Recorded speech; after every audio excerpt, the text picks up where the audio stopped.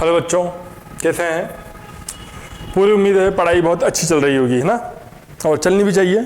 जिस तरीके से हम पढ़ते जा रहे हैं चैप्टर को, हम अब स्वाहा करने की कोशिश में है बस कि चैप्टर को जल्दी से जल्दी ख़त्म करें। मीन्स ये लेक्चर और इसके बाद 1 या 1.5 lecture more, chapter is over. इसके बाद हम चैप्टर को क्या कर देंगे, ओवर कर देंगे। इसके पहले हमने क्या पढ़ लिया था? हमने इंटरनल स्ट्रक्चर्स पढ़ लिए थे किसके? डाइकॉट स्टेम के, डाइकोट रूट, मोनोकोट रूट, ठीक है, डाइकोट और मोनोकोट स्टेम, इन सबके स्ट्रक्चर्स पढ़े थे अपन ने। तो रूट एंड स्टेम, ये जो हमें शूट वाला पार्ट था, इसमें 2 के इंटरनल स्ट्रक्चर देख चुके थे। अभी एक पार्ट और बाकी है, लीव्स और पर्टिकुलर पार्ट हमको अभी पढ़ना बाकी है, उसको भी हमको पढ़ना है, ठीक है? उसको हम जरूर पढ़ेंगे, कोई दिक्कत वाली बात नहीं है, ठीक है ना? चलो, इसके पहले अपन ने हिस्ट्री सबसे पहले हिस्ट्री देखा था कि सबसे पहले किसने क्या बताया था, कौन कौन सी अलग अलग on the basis of position, on the basis of function, इन सब के बेसिस पे हमने अलग अलग टाइप में मेस टाइम से डिवाइड किया था। मेस टाइम को कन्वर्ट किया था परमानेंट में, और परमानेंट को 2 पार्ट में डिवाइड किया था, सिंपल एंड कॉम्प्लेक्स के अंदर। याद आ रहा है कुछ हल्का हल्का? ठीक है। फिर हमने डिफरेंट टाइप के टिश्यू सिस्टम पढ़ लिए थे। टिश्यू सिस्टम पढ़ने के बाद फिर हम आगे थे इंटरनल स्ट्रक्चर्स के ऊपर। अब सीधा बना चुके हैं किसके ऊपर? इंटरनल स्ट्रक्चर ऑफ लीफ के ऊपर।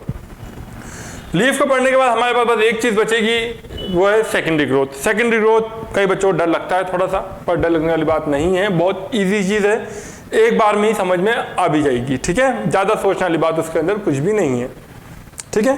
तो क्यों ना स्टार्ट करें, चलो, है ना? अपन इंटरनल स्ट्रक्चर देख रहे हैं किसका? लीफ का। अब मैंने तुम्हें बताओ एक चीज पहले ही बता दी थी कि लीफ जो होती है बेसिकली वो कैसे होती है? स्टेम है, स्टेम से या तो ये स्टेम सपोज या तो उसके परपेंडिकुलर होगी, इससे के बाहर निकली हुई ऐसे, या फिर ऐसे, है ना? स्टेम से यूं बराबर ऐसे पैरेलल जाएगी स्टेम के, या फिर इसके परपेंडिकुलर। तो ये जो perpendicular, that is the dorsiventral leaf. Dorsiventral मतलब हमने इसका डॉर्सल सरफेस और वेंट्रल सरफेस बता सकते हैं अपन। डॉर्सल कौन सा था? समझाया था पहले भी, नीचे वाला डॉर्सल, ऊपर वाला वेंट्रल था।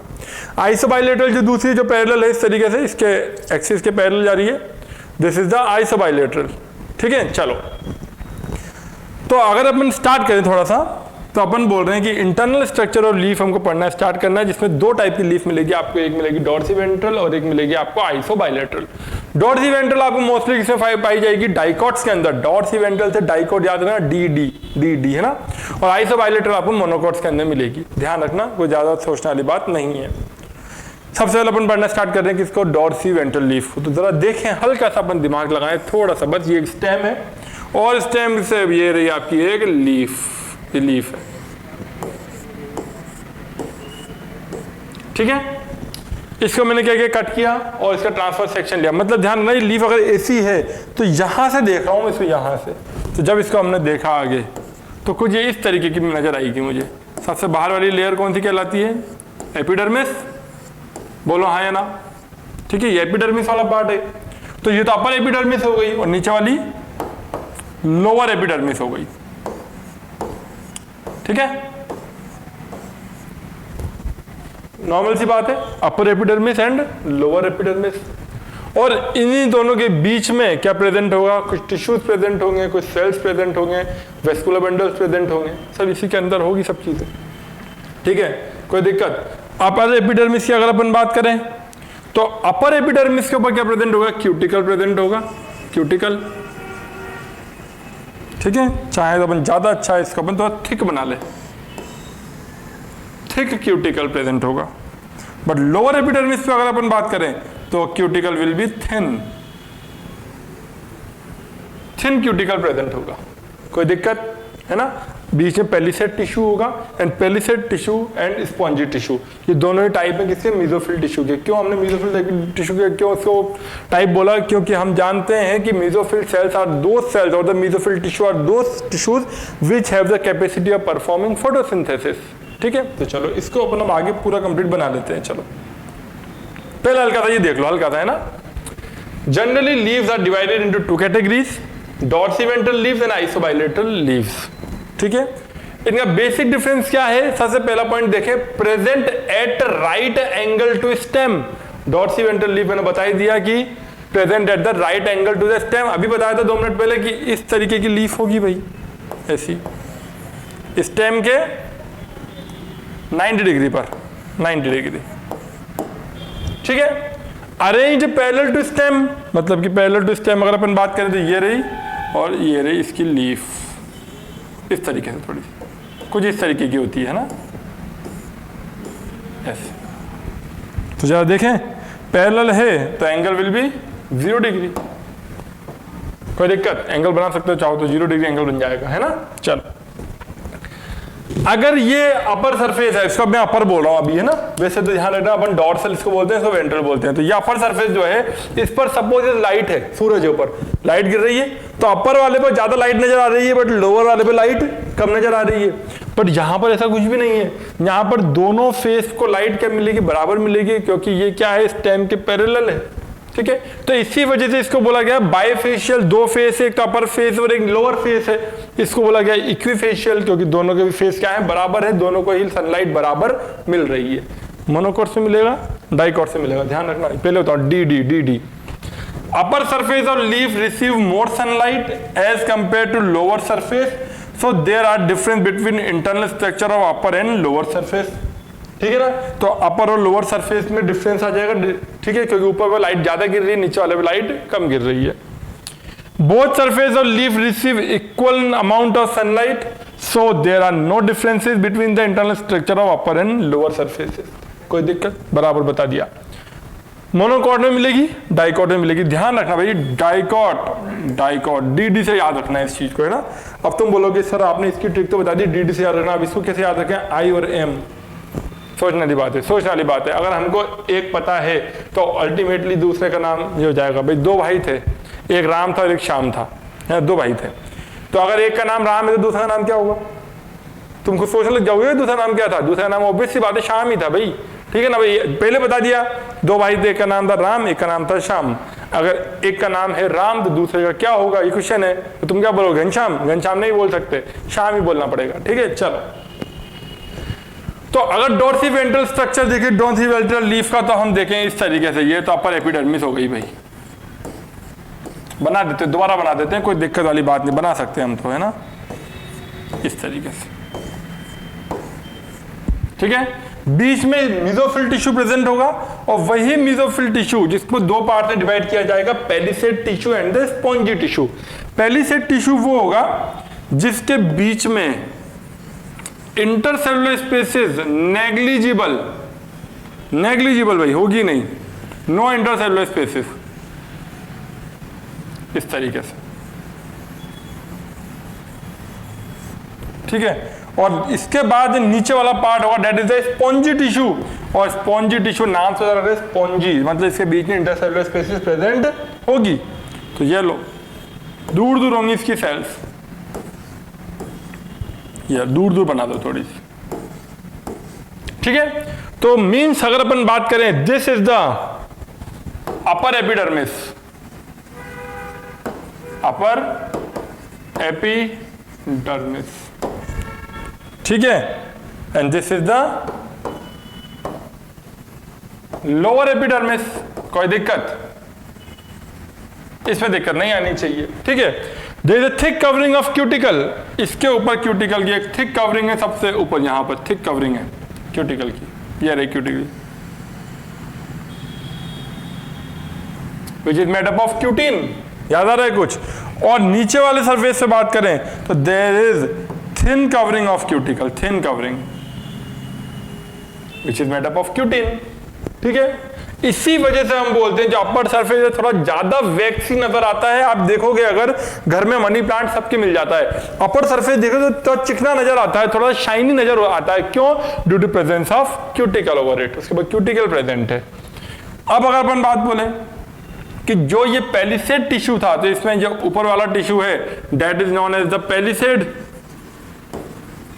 एंड लोअर वाला जो है that is known as the spongy tissue. और इन दोनों को ही मिला के हम क्या बोल देते हैं बच्चों, जल्दी बताओ फटाफट, मेसोफिल टिश्यू, ठीक है। बात समझ में आ रही है अच्छे से। अब देखते हैं जरा थोड़ा सा, है ना, और देखते हैं हल्का सा।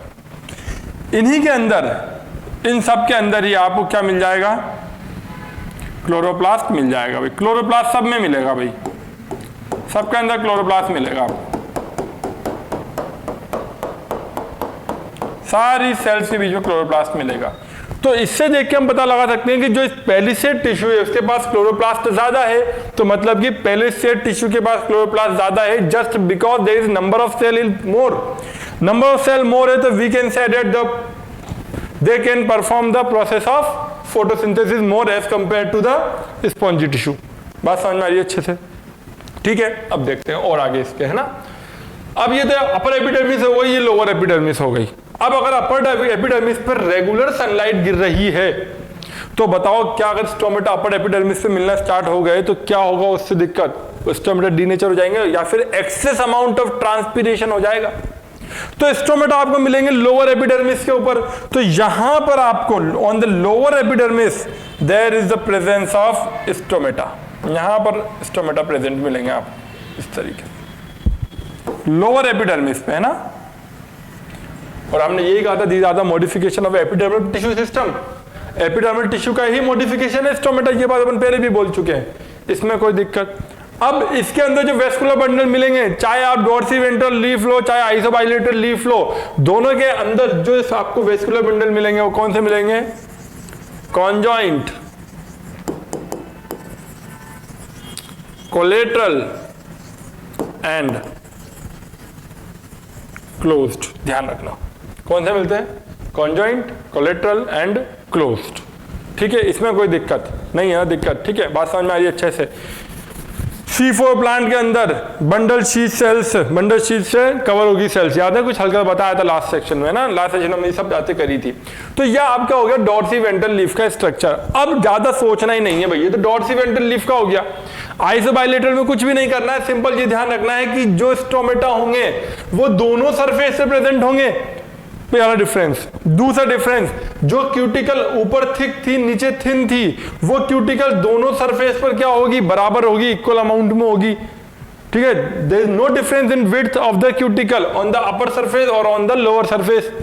तीसरी बात क्या होगी कि the mesophyll tissue is not differentiated into palisade and spongy, the complete tissue is spongy in monocots. तो मोनोकोट्स के अंदर या हम बोले आइसोबाइलेटरल लीफ, या हम बोलेंगे आइसोबाइलेटरल लीफ के अंदर, वहां पर ध्यान रखना कि जो 3 पॉइंट्स मैंने बताया वही डिफरेंस है। क्या डिफरेंस है बता दिया अभी अभी।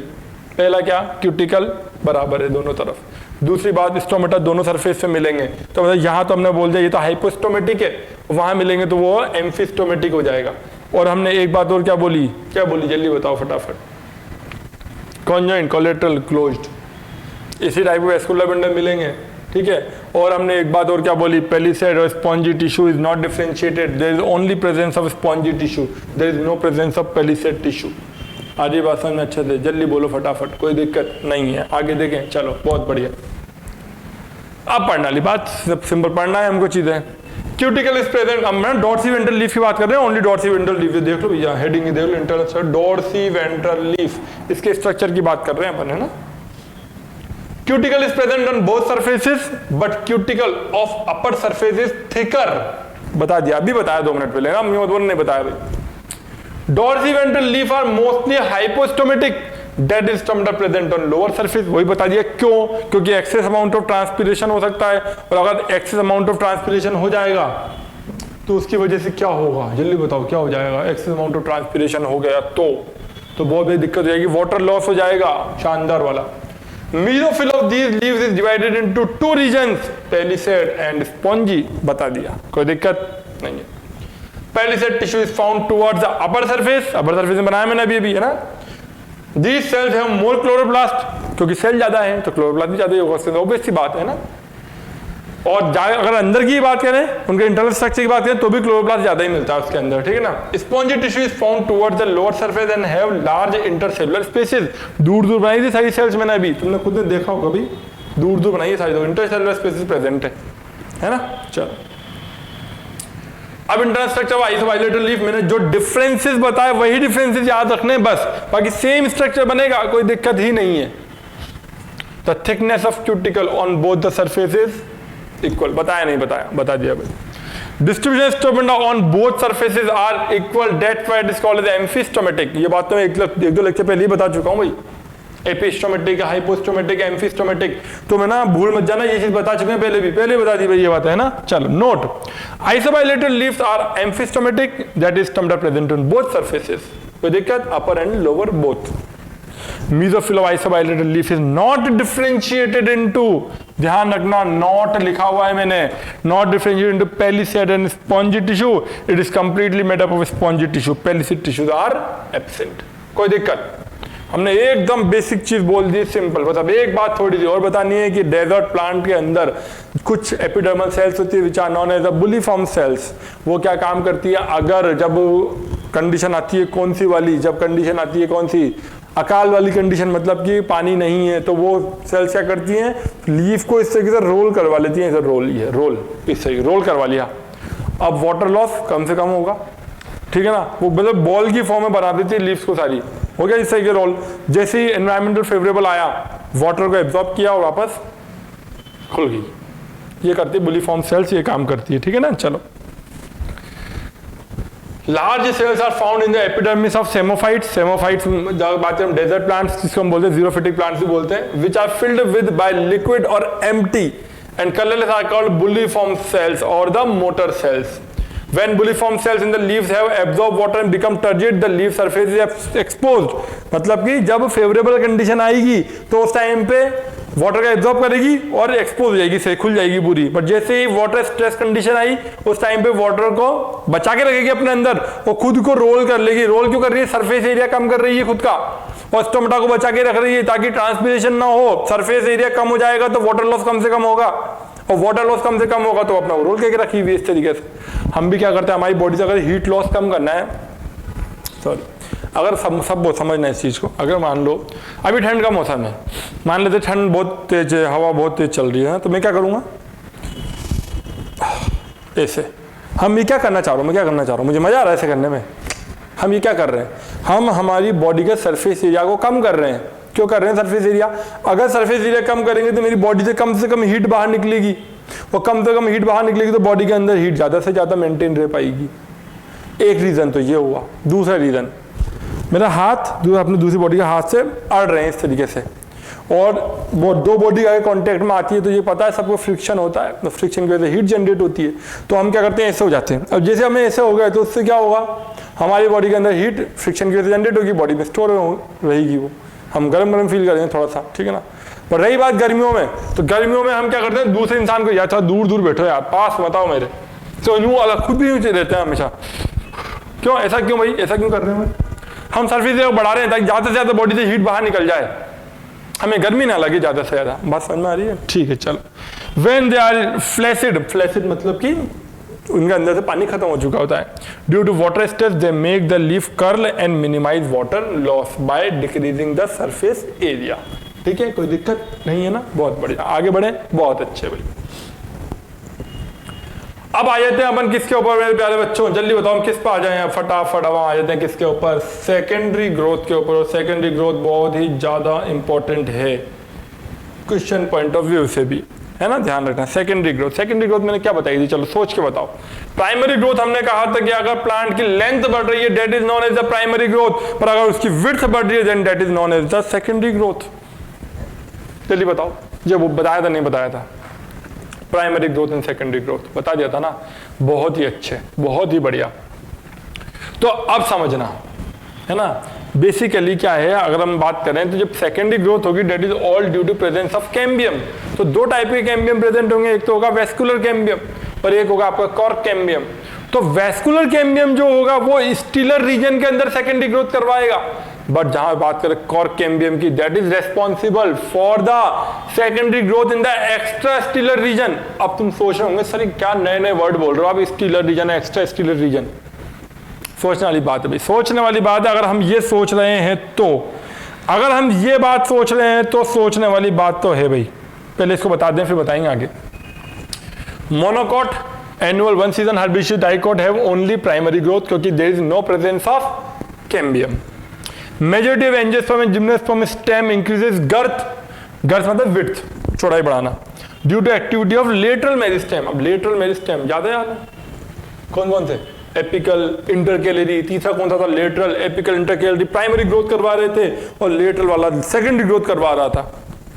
तो दो टाइप के कैम्बियम थे, एक तो वेस्कुलर कैम्बियम और एक कॉर्क कैम्बियम। अब सोचने वाली बात है भाई, है ना। चलो आगे आई गई यहाँ पर, चलो ठीक है, ये मुझे समझाना है अब, है ना। Secondary growth in stelar region due to vascular cambium, secondary growth in extra stealer region due to cork cambium. तो हमें इन दो पार्ट्स में लेके पढ़ना है पूरी सेकेंडरी ग्रोथ को। क्या हमें एक तो सेकेंडरी ग्रोथ करवानी है वेस्कुलर कैम्बियम से, एक करवानी है कॉर्क कैम्बियम से, ठीक है ना। चलो तो पहले कुछ समझा दिया जाए हल्का सा बातों को, है ना। सबसे पहले कुछ समझाने वाली बात, ये तो तुम सब सर पकड़ लोगे कि क्या हो क्या रहा है, हमें समझ में नहीं आ रहा है। चलो भाई, सबसे पहले एपिडर्मिस, बोलो हाँ या ना। अब ये मत लिखना जो लिख रखे हैं बार बार अपने, इसको मत कॉपी करना बार बार, है ना। एपिडर्मिस का नीचे वाला पार्ट आता है कौन सा, कॉर्टेक्स वाला पार्ट, जिसके अंदर hypodermis, general cortex and endodermis था। कॉर्टेक्स कौन कौन थे, हाइपोडर्मिस,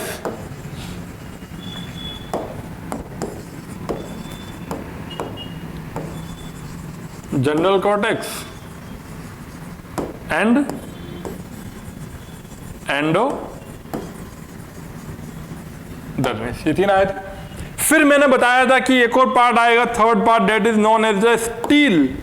और स्टील के अंदर ये हमने कहा था सबसे पहले कौन आएगा भाई प्यारे बच्चों, जल्दी बोलो, पेरिसाइकल। फिर एक बच्चा बोला था बीच में क्या, वेस्कुलर बंडल। फिर एक बोला था क्या, जल्दी बताओ, पिथ। फिर एक क्या बोला था मेरे प्यारे बच्चों, जल्दी बताओ भाई, पिथरेज। ये बोला, याद आ रहा है कुछ हल्का हल्का, चलो बहुत बढ़िया। तो मतलब कि अगर मैं बोल रहा हूं स्टीलर रीजन में सेकेंडरी ग्रोथ, ये रहा भाई स्टीलर रीजन, इस रीजन के अंदर सेकेंडरी ग्रोथ। मैंने बोला एक्स्ट्रा स्टीलर रीजन, स्टील के बाद वाले पार्ट में, बाद वाला, ये बाद वाला पार्ट, तो वो हो गया कॉर्टेक्स वाला पार्ट। पहले हम पढ़ेंगे ये वाला, इन द स्टीलर रीजन और द इंट्रा स्टीलर रीजन भी बोल सकते हो, इंट्रा स्टील के अंदर, एक्स्ट्रा स्टीलर स्टील के बाहर वाला, इसमें होगा सेकेंडरी ग्रोथ। बात क्लियर है। तो एक तो होगा यहाँ वेस्कुलर कैम्बियम, जो वेस्कुलर बंडल्स में था, दो टाइप के थे, याद है, इंटरफेसिकुलर, इंट्राफेसिकुलर कैम्बियम। इंटर मतलब कि इंटर दो के बीच में, इंट्रा मतलब उसी के अंदर, वेस्कुलर बंडल के जाइलम फ्लोएम के बीच में ही जो था उसको इंट्रा कहा था, और जाइलम फ्लोएम के कुछ बंडल्स गुच्छों के बीच में जो था उसको इंटर कहा था, याद रखना। फेसिकुलाई का मतलब हमने कहा था गुच्छे, याद है ना कुछ हल्का हल्का, बहुत ही बढ़िया। तो ये चीज मुझे पढ़ानी है। अब इसी को मैं अगर एक बार और बताना चाहूं तो ये देखो जरा, थोड़ा सा दिमाग लगाएंगे बस। एपिडर्मिस अंदर वाला region, that is now cortex. Cortex हमने क्या ट्रांसफर सेक्शन ले लिया, ये स्टेम था, इसको न्यू काटा और न्यू पकड़ के न्यू ऊपर से देखा और न्यू कहीं फिट कर दिया इसको, कॉर्टेक्स। और अंदर वाला रीजन जो है वो है स्टीलर, मतलब ये स्टील वाला पार्ट है, ये पूरा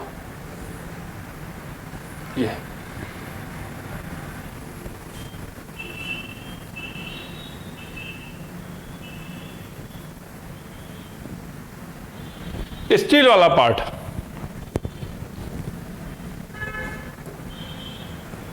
ये कौन सा वाला पार्ट है, जल्दी बोलो भाई, खुद बोलोगे, नहीं तो मैं कलर करता जाऊंगा ऐसे भाई, ठीक है।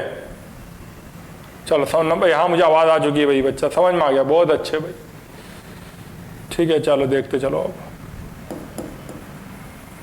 थोड़ा सा बनाना पड़ेगा, नहीं तो कुछ बच्चे बोल रहे हैं इतना सा भी क्यों छोड़ रहे हो, है ना।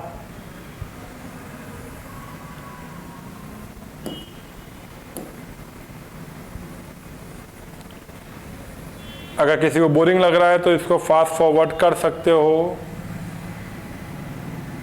चलो ठीक है। तो मतलब मेरा कहने का मतलब ये है कि अगर यहां पर ये स्टेम है ना, तुम कभी पेड़ का तना देखते हो तो इस तरीके से देखो, ये स्टूल है भाई, है ना, ये पेड़ का तना ही है कि पेड़ लगा रखा है यहां पर। हम जब पेड़ को हमने काट दिया ऐसे, तो ऐसे देख रहे हैं अब, ये लो, ठीक है ना, बहुत बढ़िया। तो अब क्या हो रहा है, पहले तो ये बहुत पतला था, अब क्या हो गया है, फैल गया इस तरीके से। तो अब मतलब गर्थ बढ़ रही है धीरे धीरे, तो गर्थ बढ़ रही है, उसी को अपन क्या बोलते हैं, सेकेंडरी ग्रोथ। पहले अपन करेंगे सेकेंडरी ग्रोथ किसके अंदर, जल्दी बताओ। हम करेंगे पहले स्टीलर रीजन के अंदर, फिर अपन करेंगे किसके अंदर, एक्स्ट्रा स्टीलर रीजन के अंदर। पहले अपन स्टीलर रीजन की ग्रोथ को पढ़ेंगे, फिर एक्स्ट्रा स्टीलर रीजन की ग्रोथ को पढ़ेंगे। तो मैं खुद को पता है डाइकोट के अंदर हमने कहा था कि यहां पर जो आपके वेस्कुलर कैम्बियम प्रेजेंट होंगे, जो वेस्कुलर बंडल प्रेजेंट होंगे, वो कैसे होंगे, एक रिंग के अंदर प्रेजेंट होंगे ओवरऑल, ठीक है ना, याद आ रहा है कुछ, कैसे थे, कॉन्जॉइंट, कोलेटरल, ओपन, याद है ना, ओपन बोला था, ओपन भाई। तो अगर हमने ओपन बोला है तो जरा सोचना हल्का सा एक बार जल्दी से, थोड़ा सा मुझे ज्यादा चाहिए होगा ये वाला पार्ट, इसी वजह से मैं अब इसको ज्यादा कर रहा हूं ताकि मुझे समझाने में थोड़ी आसानी हो जाए तुम सबको, है ना। बहुत बढ़िया भाई।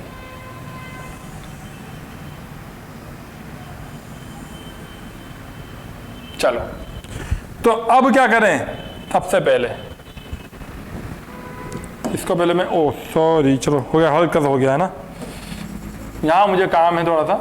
चलो अब अपन ले लेते हैं वापस इसको, ये देखो ये क्या है यहां पर, वेस्कुलर बंडल्स। समझाने का तरीका है बच्चे, ठीक है। Vascular bundle, phloem at the periphery, phloem बाहर की तरफ है, लास्ट लेक्चर उठा के देखो सारे, फ्लोएम बाहर की तरफ है, जाइलम अंदर की तरफ है, और इन्हीं के बीच में याद होता phloem xylem, phloem xylem, phloem xylem, phloem xylem, phloem xylem and phloem and xylem. इन्हीं के बीच में क्या प्रेजेंट थे यहां पर, जल्दी बताओ, खुद बताओगे भाई। इन्हीं के बीच में कैम्बियम प्रेजेंट था भाई, कैम्बियम, ये लो कैम्बियम।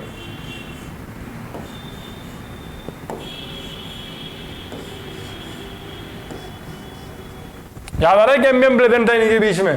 तो ये था इंट्राफेसिकुलर कैम्बियम, बताया था ना, कॉन्जॉइंट, कोलेटरल, ओपन थे इसमें, ओपन सॉरी क्या बोलना चाहिए अपन को, क्लोज्ड थे ये ओपन थे। चलो बताओ जल्दी, चलो खुद सोचो, बताओ कैम्बियम प्रेजेंट तो ओपन या क्लोज, अरे ओपन भाई, ओपन, मोनोकोट में थे, क्लोज तो ठीक है ना। अब क्या होगा, ये तो था इंट्राफेसिकुलर, अब बनाने कौन से, इंटरफेसिकुलर। बंडल्स के बीच में तो इंट्राफेसिकुलर कैम्बियम, बंडल्स के बीच में, अगर दो बंडल्स हैं वेस्कुलर बंडल, उन दो के बीच में तो इंटरफेसिकुलर। तो ये लो इंटरफेसिकुलर, यहाँ की कुछ सेल्स मेरिस्टेमेटिक होंगी और वो इंटरफेसिकुलर कैम्बियम का फॉर्मेशन करेंगे, ऐसे ये लो।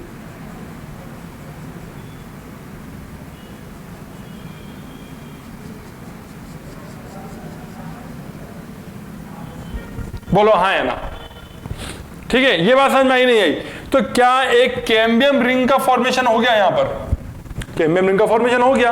अब यही कैम्बियम रिंग मेरिस्टेमेटिक नेचर की है और यही क्या करेगी, डिवीजन करेगी। तो बाहर तो है फ्लोएम, अंदर है जाइलम, तो ध्यान रखना बाहर तो बनेगा क्या, फ्लोएम। अभी शुरुआत में कौन है, प्राइमरी फ्लोएम, और अंदर कौन है, प्राइमरी जाइलम। ध्यान से सुनना, बाहर कौन है, प्राइमरी फ्लोएम, जो बेल बन चुका है, प्राइमरी तो किला कहेगा इसको, और जो बाहर होगा वो क्या होगा, प्राइमरी जाइलम। आगे क्या करें, डिवीजन करें। जैसे ही डिवीजन होगा तो जो नई सेल्स बनेगी बाहर की तरफ, that will be secondary phloem, और जो अंदर की तरफ बनेगी that will be secondary xylem. अभी बता दूंगा, टेंशन नहीं लेना। जिसको ये बात समझ में आ गई एक बार में, वेल एंड गुड। जिसको समझ में नहीं आई तो भी वेल एंड गुड, दोबारा पढ़ेंगे, कोई बड़ी बात नहीं है। बस यहां पर ये समझ में आना चाहिए, कैम्बियम, कैम्बियम का फॉर्मेशन, कैम्बियम का निर्माण हो गया भाई यहां पर, ठीक है ना। क्या ये बात क्लियर हो गई। अब तुम ये होगा सर खाली जगह क्यों छोड़ दिया, अरे भाई टेंशन नहीं लेना यार, इसको रेड को एक्सटेंड कर देना, कोई बड़ी बात नहीं है। क्या ये बात क्लियर है, हाँ सर क्लियर है, तो आगे देख सकते हैं। चलो, तो secondary growth in stelar region is due to vascular cambium always, and secondary growth in extra stealer region is due to cork cambium. हमें सोचना ही नहीं है इसके बारे में अभी, तो हमें बस इसके बारे, इस पर एम्फेसिस रखना है, इस पर अभी सिर्फ इसी को पढ़ रहे हैं हम। जब ये पढ़ लेंगे तब अब अच्छे क्लियर हो जाएगी कि भाई ठीक है, विड्थ बढ़ रही है, बढ़ने दो, ये पढ़ लेंगे बाद में, पहले ये पढ़ना है अभी, ठीक है। दो नाव पे एक साथ सवारी नहीं हो सकती, अगर करने की कोशिश करोगे तो ये कन्फर्म है, बीच में ही गिरोगे, नहीं एक नाव पे गिर जाओगे, नहीं गिर पाओगे, बीच में ही गिरोगे, 100% है, दोनों एक साथ नहीं पढ़ेंगे। इसीलिए सबसे पहले secondary growth in stelar region, ठीक है। चलो वेस्कुलर बंडल कैसे थे? कॉन्जॉइंट, कोलेटरल एंड ओपन, बता दिया, अभी बताया 2 मिनट पहले, है ना। Have fascicular and intrafascicular cambium present, इनके पास फेसिकुलर इंट्राफेसिकुलर कैम्बियम क्या होगा? प्रेजेंट होगा। इंटरफेसिकुलर कैम्बियम प्राइमरी अंडर, क्या लिखा हुआ है मेरे प्यारे बच्चों? कोई दिक्कत नहीं, इसको हटा दो, जो भी लिखा हुआ है हटाओ, कोई दिक्कत नहीं है, हटाओ, कोई बात नहीं, यहाँ लिखो दो। इंटरफेसिकुलर कैम्बियम जो क्या है, किसका पार्ट है? लेटरल मेरिस्टेम का पार्ट है, और वो क्या काम करेगा? Interfascicular cambium, it will form secondary xylem and secondary phloem. मतलब एक तो इंट्राफेसिकुलर कैम्बियम और इंटरफेसिकुलर कैम्बियम, ये दोनों क्या फॉर्मेशन करेंगे? Secondary xylem and secondary phloem. अभी हम बताने वाला हूं कैसे करेंगे। In the process of secondary growth, the first step is the formation of cambium ring. सबसे पहले कैम्बियम रिंग का फॉर्मेशन होगा, अभी बताया कैसे होगा। इज कर लेना भाई इसको, इज, बहुत अच्छे भाई, हो गया मिसप्रिंट। मैं पूरी कोशिश करता हूँ कि मिसप्रिंट ना हो, बट क्या करें, इज हो जाता। Cells of pith rays get activated due to phytohormones and become meristematic and form cambium ring. हमने पहले ही कहा था कि जो इंट्राफेसिकुलर कैम्बियम है वो तो ऑलरेडी बना हुआ होगा, बट जो इंटरफेसिकुलर कैम्बियम होगा वहां पर जो पिथ की सेल्स थी वो मेरिस्टेमेटिक होगी, and that meristematic is due to presence of certain type of phytohormones. Phytohormones क्या है? प्लांट हार्मोन्स है, ऑक्सीन, साइटोकाइनिन, जिब्रेलिन, ये सब प्लांट हार्मोन्स है। तो फाइटो हार्मोन्स की एक्टिविटी की वजह से वो हार्मोन्स क्या होंगे? मेरिस्टेमेटिक, वो सेल्स को क्या कर देंगे? मेरिस्टेमेटिक कर देंगे, और मेरिस्टेमेटिक सेल्स क्या में कन्वर्ट हो जाएगी? कैम्बियम रिंग, कैम्बियम में कन्वर्ट हो जाएगी। तो एक रिंग टाइप बन जाएगी इंट्राफेसिकुलर कैम्बियम और इंटरफेसिकुलर कैम्बियम का, इंट्राफेसिकुलर एंड इंटरफेसिकुलर कैम्बियम की रिंग बन जाएगी, जिसको अपन क्या बोल देंगे? वेस्कुलर कैम्बियम बोल देंगे पूरी। ठीक है, चलो रुक जाओ भाई, रुक जाओ, है ना। ये दो लिख भी दिया है, vascular cambium, interfascicular cambium plus interfascicular cambium is equal to vascular cambium. This is called as cambium ring which give rise to secondary tissue in the stelar region. अब यहां तक बात रोक देनी है मेरे को भाई, क्योंकि मुझे अब कुछ चीजें समझानी है तुमको। यहाँ पर क्या समझाना है मुझे? वो ये पॉइंट समझाना है तुमको, ये वाला, है ना। चलो यही समझा दे, ज्यादा अच्छा है, या आगे पेज पे समझा दे, यहाँ समझा देते हैं। चल यहाँ समझाएंगे अच्छे से, जल्दी समझ में आएगा, अच्छे से समझ में आएगा। मैं पूरी रिंग बना दी है मेरे प्यारे बच्चों। मैंने किस चीज की रिंग बन गई है? बहुत शानदार, सर्कल भी बहुत अच्छा बना है। कैम्बियम रिंग बनी है, जिसके अंदर मैं चाहता हूं कि एक वेस्कुलर बंडल को थोड़ा बड़ा बना ले हम। ये लो, बड़ा वेस्कुलर बंडल बना लिया। तुम खुद बताओ फटाफट, बाहर कौन होगा मेरे प्यारे बच्चों? शुरुआत में जो है ये फ्लोएम है, तो फ्लोएम है, तो कौन सा फ्लोएम है? जल्दी बताओ। Primary phloem. अंदर कौन है? जाइलम है, बट कौन सा वाला जाइलम है? प्राइमरी जाइलम है। बोलो हाँ या ना, इसमें कोई दिक्कत नहीं है ना? बहुत ही अच्छे। और भी भाई वेस्कुलर बंडल है भैया, टेंशन मत लेना कि तुम बोलोगे सर एक ही कैसे रह गया। ये लो और लो, बना लेना। एक को जूम कर लिया मैंने बस। और कॉन्जॉइंट कोलेटरल में हम जानते हैं फ्लोएम पेरीफेरी की तरफ ही होता है, मतलब ध्यान रखना यहाँ पर बाहर कौन है? एपिडर्मिस है भाई, एपिडर्मिस यहाँ पर बाहर, कोई दिक्कत नहीं है ना। चलो बहुत अच्छा, आगे देखें, आगे देखें, आगे देखें। अब क्या है? हमने बोला मेरिस्टेमेटिक रीजन की है भाई ये। अगर ये मेरिस्टेमेटिक रीजन की है ये वेस्कुलर कैम्बियम, तो क्या होगा? अब ये पूरे वेस्कुलर कैम्बियम के लिए एप्लीकेबल है, जो बाद में बताने वाला हूँ। प्राइमरी फ्लोएम बन चुका है, मेरिस्टेमेटिक रीजन की है, तो नई सेल्स का फॉर्मेशन होगा, नई सेल का निर्माण होगा, नहीं होगा? बोलो हाँ या ना। फॉर्मेशन होगा, फॉर्मेशन न्यू सेल्स। और फॉर्मेशन न्यू सेल्स अगर यहाँ पर होती है तो प्राइमरी के बाद जो बनेगी नहीं, वो कौन सी बनेगी? सेकेंडरी बनेगी, ऑब्वियस सी बात है। तो यहां पर बाहर की तरफ बनेगा क्या? Secondary phloem. बोलो हाँ या ना, ठीक है ना। क्योंकि यहीं तो सेल नहीं बनेगी, इसी यहां से बनेगी नई सेल, सब यहीं से बन रही है। तो जो प्राइमरी जाइलम ऑलरेडी प्रेजेंट था, चलो मैं इसको और अच्छे से समझा दूंगा एक बार और अच्छे से। चलो एक बार, कोई बात नहीं, एक बार और अच्छे से हटाओ, कोई दिक्कत ही नहीं है। हाँ मैं टेंशन नहीं है भाई। प्राइमरी फ्लोएम शुरुआत में यहां था, और यहां पर था प्राइमरी जाइलम। नई सेल बन रही है किस साइड? इधर। तुम्हारे लिए काम थोड़ा और आसान करता हूं यार।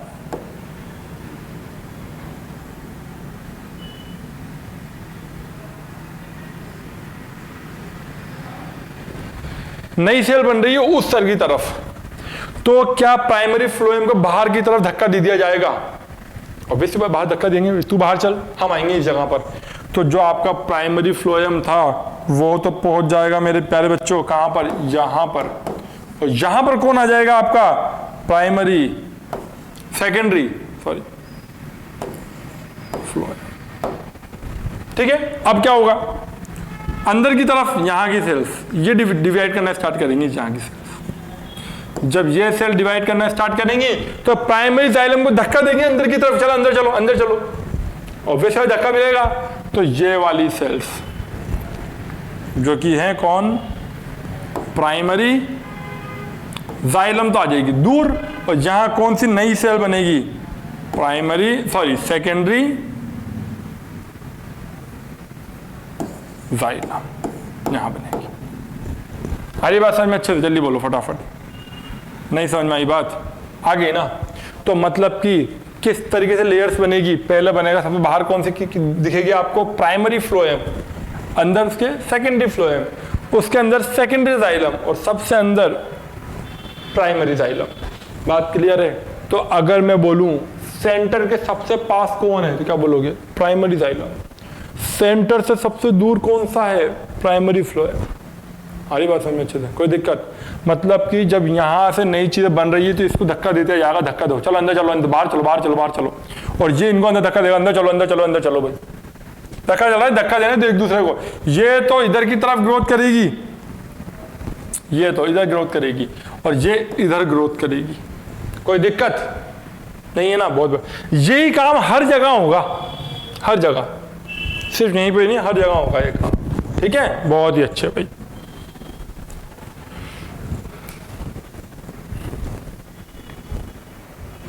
जरूरत ही नहीं, मैं सुना बोल नहीं रहा हूँ, कुछ आवाज नहीं आ रही तुमको, मैं बोला ही नहीं, फिर आवाज नहीं आई। ठीक है ना, हो गया सारा हो गया भाई। जल्दी से कॉपी कर लो फटाफट, जल्दी से कॉपी करो, जल्दी से कॉपी करो, है ना, जल्दी खत्म करते हैं, आगे का खत्म, जल्दी करो।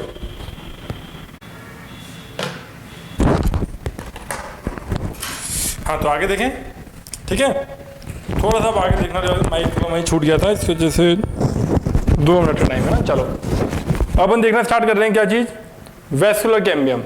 ठीक है ना, हमने वेस्कुलर कैम्बियम के बारे में स्टडी कर ही लिया था अभी थोड़ी देर पहले। हमने कहा था vascular cambium is formed by means of interfascicular cambium and interfascicular cambium, 2 type से मिलकर बनेगा। तो इसके अंदर 2 टाइप की सेल्स मिलेगी आपको, एक तो मिलेगी फ्यूजिफॉर्म सेल्स और एक मिलेगी आपको रे इनिशियल्स। ये 2 सेल्स टाइप की सेल्स होंगी जो क्या काम करेगी, आपको फ्लोएम और जाइलम के फॉर्मेशन में हेल्प करेगी। ये सेल्स कैसी होती है, वर्टिकली ओरिएंटेड होती है इस तरीके से ऐसी, और ये जो रे इनिशियल्स होती है वो इस तरीके से फैली हुई होती है, मतलब एक दूसरे का 90 डिग्री मान के चलो इसको आप। ये वर्टिकली सेल्स होंगी और ये कैसी होंगी, लेंथ वाइज इस तरीके से पड़ी हुई सेल्स होंगी। ठीक है, ये क्या काम करेगी, produce different elements of secondary xylem and secondary phloem. जो secondary xylem and secondary phloem बन रहा है by means of vascular cambium, उसका फॉर्मेशन करेगी। और ये क्या काम करेगी, सेकेंडरी जाइलम और सेकेंडरी फ्लोएम के अंदर पेरेन्काइमा का फॉर्मेशन करेगी, मतलब कि कहीं ना कहीं वो फूड स्टोरेज में हेल्प करने में काम आएगी। ठीक है, ये 2 चीजें आपको ध्यान रखनी है, they are made up of fusiform initials and they are form of made up of ray initial, 2 type की सेल्स के अंदर आपको मिलेगी। अब all tissues outside vascular cambium is called as bark. अब भाई तो बार्क क्या चीज होती है, तो हमने बोला वेस्कुलर कैम्बियम। अब समझना वेस्कुलर कैम्बियम क्या चीज है, अभी बता ना, वेस्कुलर कैम्बियम पढ़ा था अपन ने, उसके बाद क्या था, सेकेंडरी फ्लोएम और फिर प्राइमरी फ्लोएम। तो सेकेंडरी फ्लोएम, प्राइमरी फ्लोएम, और उसके बाद का जो पार्ट है ना, सेकेंडरी फ्लोएम हो गया, प्राइमरी फ्लोएम हो गया, उसके बाद वाला पार्ट क्या आ गया आपका, कॉर्टेक्स, और बाद में क्या आ जाएगा, एपिडर्मिस। इन सब को मिला के हम क्या बोल देते हैं, बार्क।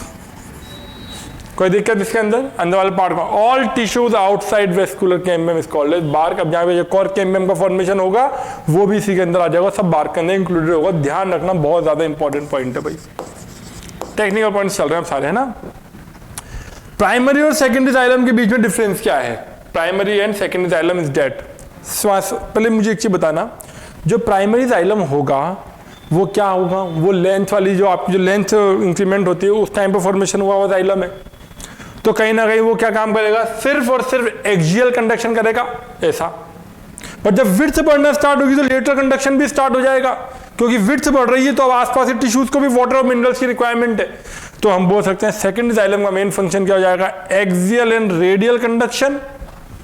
प्राइमरी जाइलम का ओनली एक्सियल कंडक्शन, ध्यान रखना वाली बात है, एक्सियल, ठीक है। Primary xylem have long tracheary elements as compare to the secondary xylem. अब जरा ये पॉइंट मुझे समझा सकते हो तुम एक बार में, सर प्राइमरी जाइलम के ट्रैकीड्स जो होते हैं थोड़े लंबे होंगे, ऐसा क्यों? क्योंकि primary xylem sir only axial conduction कर रहे हैं, एक्सियल कंडक्शन कर रहे हैं, तो सिर्फ जो लॉन्ग ड्यूरेशन, जो आपको जो लॉन्ग वाला पार्ट है, सीधा वाला पार्ट, उसी पे कंडक्शन करना है।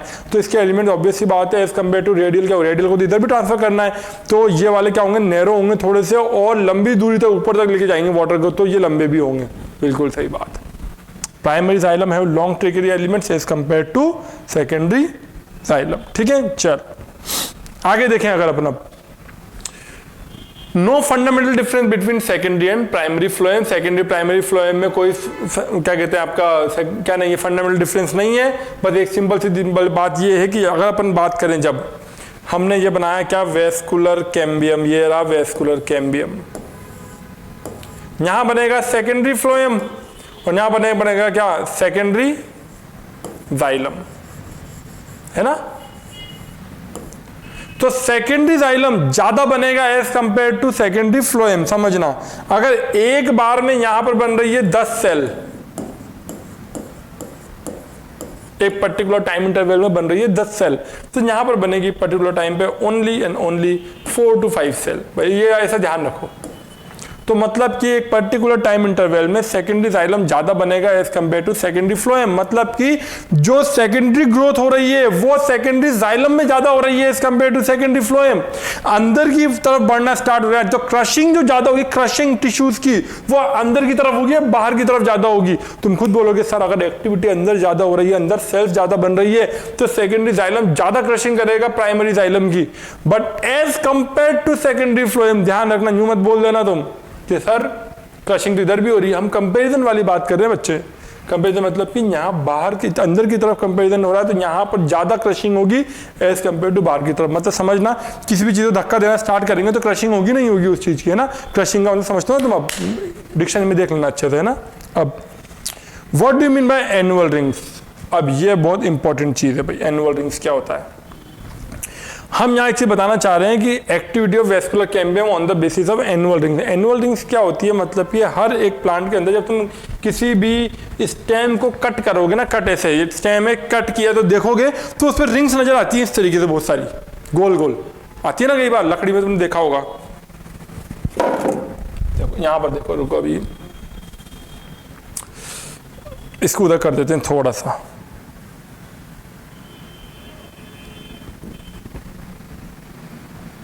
ऐसे ये देख लो, ये मैंने क्या तना बना दिया एक पेड़ का गोल, और इसी के अंदर तुमने देखा होगा ऐसी बहुत सारी रिंग्स नजर आती है हमको अलग अलग इसके।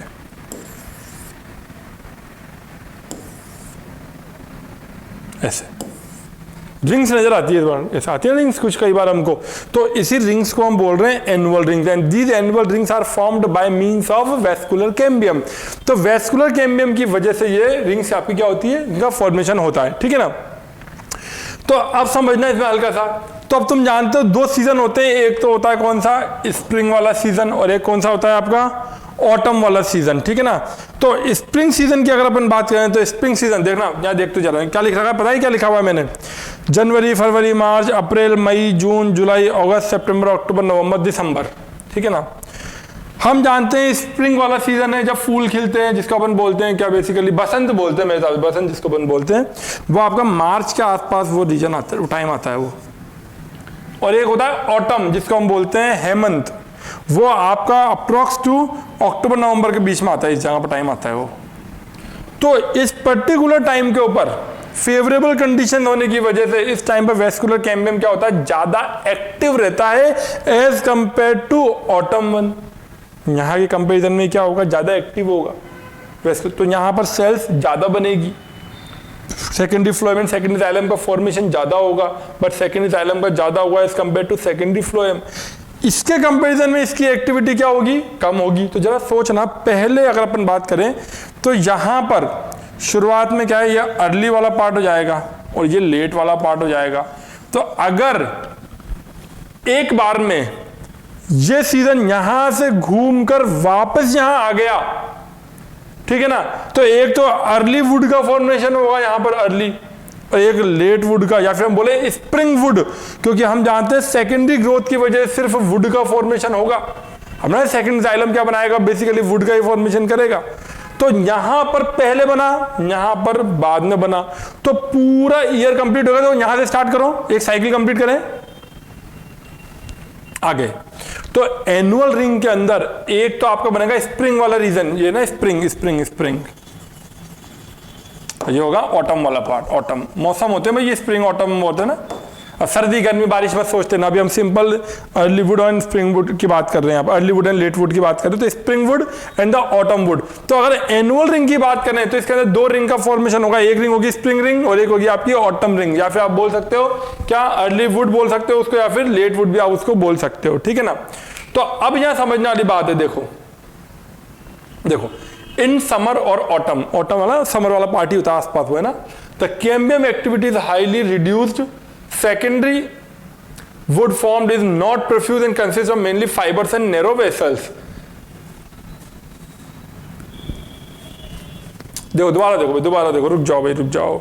The secondary wood formed during spring is profuse, consists of large vessel with such fluctuation। कहीं उल्टा सीधा हो गया थोड़ा सा, रुक जाओ। In summer or autumn the cambium activity is highly reduced, secondary wood formed is not profuse, consists of mainly fibers in the summer wood and autumn wood और late wood, जिसको अपन बोल सकते हैं। तो यहां देखो, अगर आप देखें अपन कहां गया वो रीजन, पीछे वाला ये रहा, ठीक है। हम यहां पर जो बात कर रहे हैं भाई, ये दिसंबर जनवरी फरवरी, ये तो आप बताओ ठंड वाला मौसम होता है हल्का सा।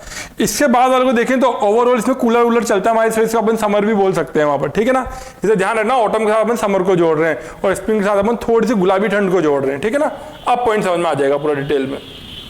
इन समर और autumn the cambium activity highly reduced, cambium activity क्या हो गई, कम हो गई। Secondary would formed is not profuse, मतलब आसानी से नजर नहीं आती है।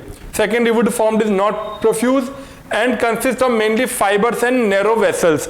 अब फाइबर्स भी कम बन रहे हैं, ठीक है ना, फाइबर्स हैं, और वेसल्स जो है वो नैरो है। अब वेसल्स अगर नैरो है उसके अंदर फाइबर्स भरे हुए हैं इस तरीके से, और साफ प्रॉपर तरीके से वो नजर नहीं आ रही है। तो ये जो रिंग नजर आएगी तो वो कैसी आएगी, हल्की सी हल्की नजर आएगी इसके ऐसे। तो ऐसे वुड को हम क्या बोलेंगे, समर वुड और द ऑटम वुड, और ईयर के लास्ट में बन रही है इस वजह से बोलेंगे इसको अपन लेट वुड। कोई दिक्कत इसके अंदर, जल्दी बोलो फटाफट, ठीक है ना। तो अब अगर अपन बात करें दूसरी किसकी, स्प्रिंग वुड की, the secondary would formed during spring is profuse, मतलब आसानी से नजर आएगी, and consist of large vessels with wider lumen. Vessels कैसी होंगी, चौड़ी होंगी, और कैसी होंगी, वाइडर ल्यूमेन होगी, उसके अंदर जो ल्यूमेन है, जो जगह है खाली, वो ज्यादा होगी। तो उसको अपन बोलेंगे स्प्रिंग वुड और द अर्ली वुड। अर्ली क्यों बोला, क्योंकि ईयर के स्टार्टिंग में बन रही है, तो ये आसानी से नजर आएगी अपन को। तो देखो यहां पर जो मार्च के टाइम पर नजर आ रही है वो तो अर्ली वुड कहलाएगी, पहले बन रही है, ये बाद में बन रही है। यहां पर कैम्बियम ज्यादा एक्टिव होगा, यहां पर कम एक्टिव होगा। तो एनुअल रिंग क्या होगी, तो हम बोल सकते हैं spring wood plus autumn wood, इन दोनों को मिला दें तो क्या बन जाएगी, आपकी एनुअल रिंग बन जाएगी। तो अगर मैं नंबर ऑफ एनुअल रिंग को काउंट करूं, अगर इन दो को मिलाकर एक माने, एक ये, तो एक साइकिल कंप्लीट, तो मतलब कि एक रिंग बन गई पूरी, इस तरीके की एक पूरी रिंग हो गई, इस तरह की पूरी रिंग हो गई एक। तो हम बोल सकते हैं अगर हम नंबर ऑफ एनुअल रिंग्स को काउंट कर लें तो हम उसकी एज को पता लगा सकते हैं। और this method of finding the age of any particular plant is known as dendrochronology. Dendrochronology, ठीक है, इसमें कोई दिक्कत, आगे देखते हैं। चलो तो दुआ देखो, एनुअल रिंग क्या है, activity of cambium affected by the environmental fluctuation. Environment में चेंजेस आएंगे तो एक कैम्बियम की एक्टिविटी भी क्या होगी, चेंज होगी, क्योंकि टेम्परेचर कम ज्यादा होगा तो उसकी वजह से उसके अंदर जो सेल्स प्रेजेंट है कैम्बियम के अंदर, उसमें भी फ्लक्चुएशंस आएंगे।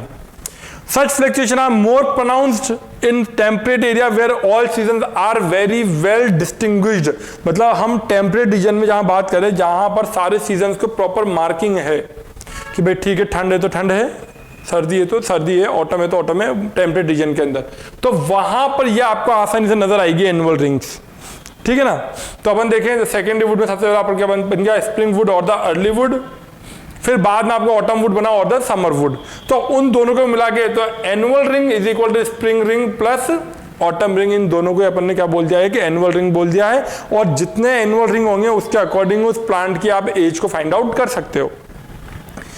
The transfer section stem early and late would appear in the form of distinct concentric rings of called as annual rings।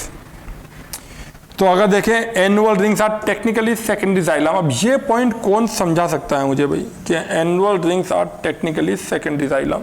अभी अभी अपन ने बोला कि secondary xylem is formed much more as compare to secondary phloem. तो ज्यादा से ज्यादा अमाउंट ऑफ जो वुड बनाएगा वो कौन बनाएगा, सेकेंडरी जाइलम ही फॉर्मेशन करेगा। और शायद पहले के लेक्चर में ही मैंने एक बार बोल दिया था कि जो आपको वुड बनता है वो किससे बनेगा, आपका सेकेंडरी जाइलम से ही बनेगा। ये चीज अपन को ध्यान रखनी है, ठीक है ना। चलो तो ये बात क्लियर हो गई कि अपन ने क्यों इसको समर बोला, क्यों एक ऑटम या लेट वुड बोला है, क्यों अपन ने उधर स्प्रिंग बोला है, या फिर क्यों उसको अपन ने एक तरीके से अर्ली वुड बोला है। बात क्लियर हो गई। चलो आगे देखते हैं। In all tree, the greater part of secondary xylem is dark brown due to accumulation of organic compounds like tannin, resins। मतलब कि अगर अपन बात करें कि जो ओल्ड ट्रीज होते हैं उसमें सेकेंडरी जाइलम जो है वो क्या होता है, ज्यादा डार्क होता है। क्यों होता है, क्योंकि उसके अंदर इन सबका एक्यूमुलेशन हो जाता है। किस किस का, tannin, resins, oil, gums, aromatic substances and essential oils, इन सबका एक्यूमुलेशन होने की वजह से वो डार्क हो जाता है, ठीक है ना।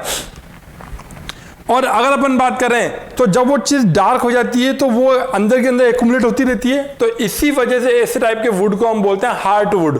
कौन सा वुड, हार्ट वुड, ठीक है ना, HEART, heart would. All these waste material are filled in the lumen of tracheids and vessels of secondary xylem।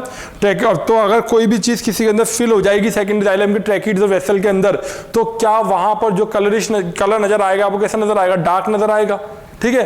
तो ऐसे टाइप के वुड को हम क्या बोलते हैं, हार्ड वुड और द ड्यूरामन, ठीक है। बट अगर अपन बात करें बाहर वाला जो वुड होता है उसके अंदर क्या है, इन सब का डिपोजिशन नहीं होता है। उसी चीज को अपन क्या बोलते हैं, सैपवुड और द एल्बर्नम, ठीक है। तो अब क्या होगा, जैसे जैसे क्या होगा, ग्रोथ होती चली जाएगी, सेकेंडरी ग्रोथ। तो अंदर क्या है, सेकेंडरी जाइलम का फॉर्मेशन ज्यादा होता जा रहा है। तो जितना ज्यादा टैनिन, रेजिनो इनका एक्यूमुलेशन होगा उतना ही ज्यादा हार्डवुड बनेगा। बात समझ आ रही। तो अंदर की तरफ क्या बन रहा है आपका, हार्डवुड बन रहा है, और बाहर की तरफ क्या बन रहा है आपका, सैपवुड बन रहा है। As a result of growth of secondary xylem the diameter of hardwood increases. Secondary xylem growth होती जाएगी तो इसकी वजह से किसी का डायमीटर ज्यादा बनेगा, आपका हार्डवुड का डायमीटर ज्यादा बनेगा, क्योंकि वो अंदर की तरफ बनता जा रहा है और उसके अंदर इन सबका क्या होता जा रहा है, डिपोजिशन होता जा रहा है, ठीक है। अब डिफरेंस है आपका हार्डवुड और एल्बर्नम के बीच में। सैपवुड और हार्डवुड में क्या है, दोनों के बीच में डिफरेंस है। सिंपल देखना स्टार्ट करें। डार्क कलर होगी, लाइट कलर होगी।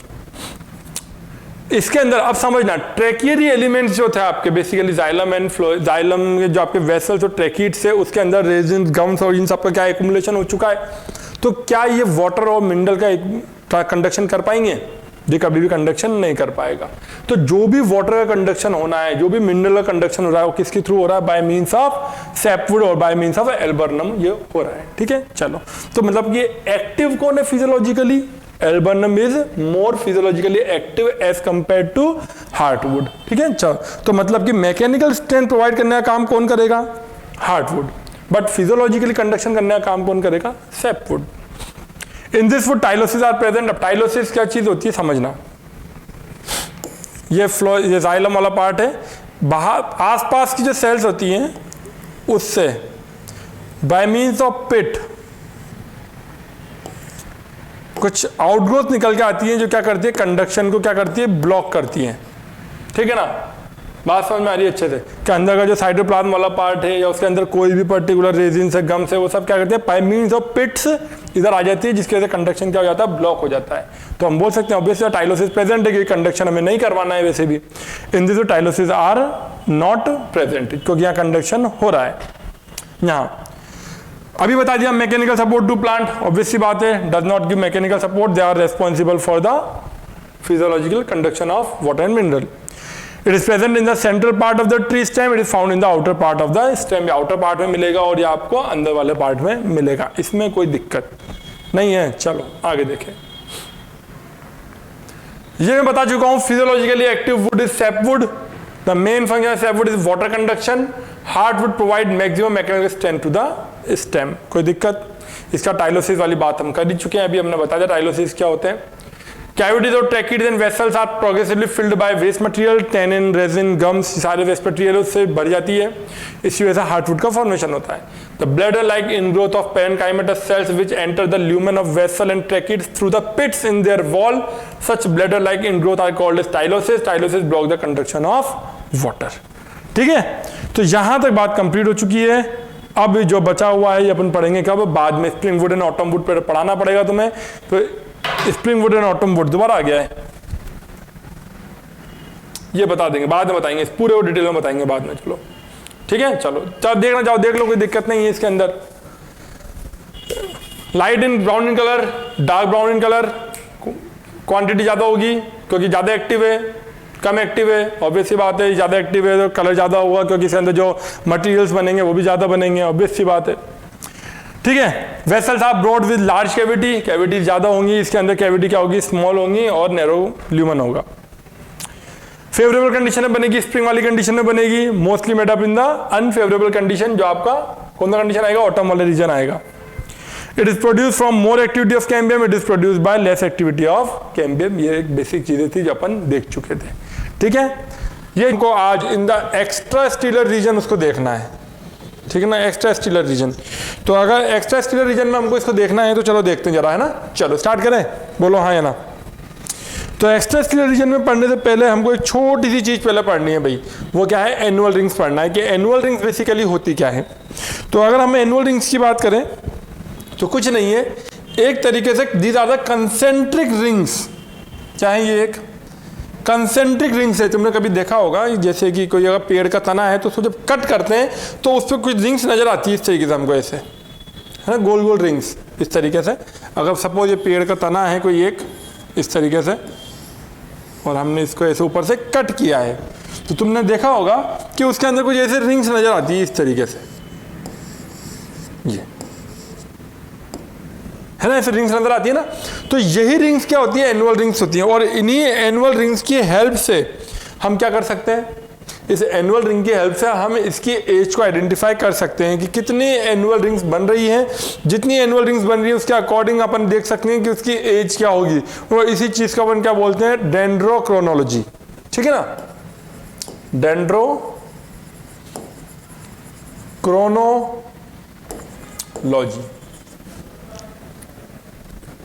ठीक है, ये चीज अपन को देखना है। अब तो समझना स्टार्ट करें एनुअल रिंग क्या होती है। अब समझना एनुअल रिंग का जो फॉर्मेशन होता है that is all due to the activity of vascular cambium. Vascular cambium की वजह से होता है। अब तुम ये मत बोलना वेस्कुलर कैम्बियम क्या होता है सर।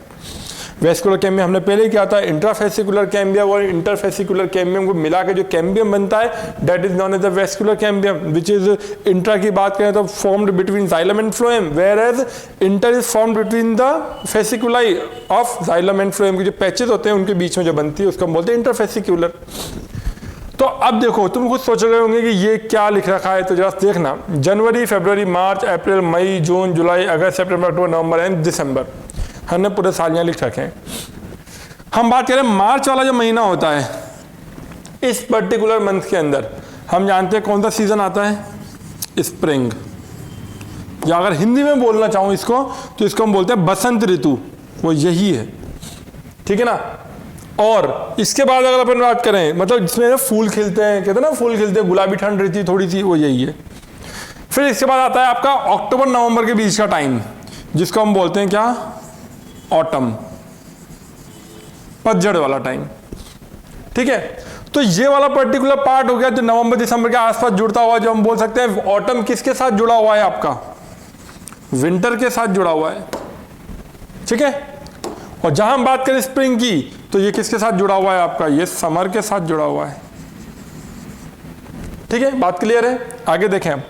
अब इसमें सोचने वाली बात ये है कि ये तो आपका स्प्रिंग सीजन हो गया, ये ऑटम सीजन वाला हो गया। ठीक है ना। अब जो वेस्कुलर कैम्बियम है तो स्प्रिंग सीजन जो होता है वो मोर फेवरेबल है for the vascular cambium. Vascular cambium के लिए ज्यादा फेवरेबल कंडीशन कौन सी है? स्प्रिंग सीजन वाली है। तो यहां पर जो वेस्कुलर कैम्बियम होगा वो ज्यादा एक्टिव होगा as compare to the autumn. Autumn के कंपैरिजन में ये वैस्कुलर कैम्बियम यहाँ पर क्या होगा, ज़्यादा एक्टिव होगा क्योंकि फेवरेबल कंडीशन है। तो मैं लिख सकता हूँ यहाँ पर it is more active, vascular cambium is more active. और यहां अगर अपन बात करें तो वैस्कुलर कैम्बियम क्या होती है, लेस एक्टिव।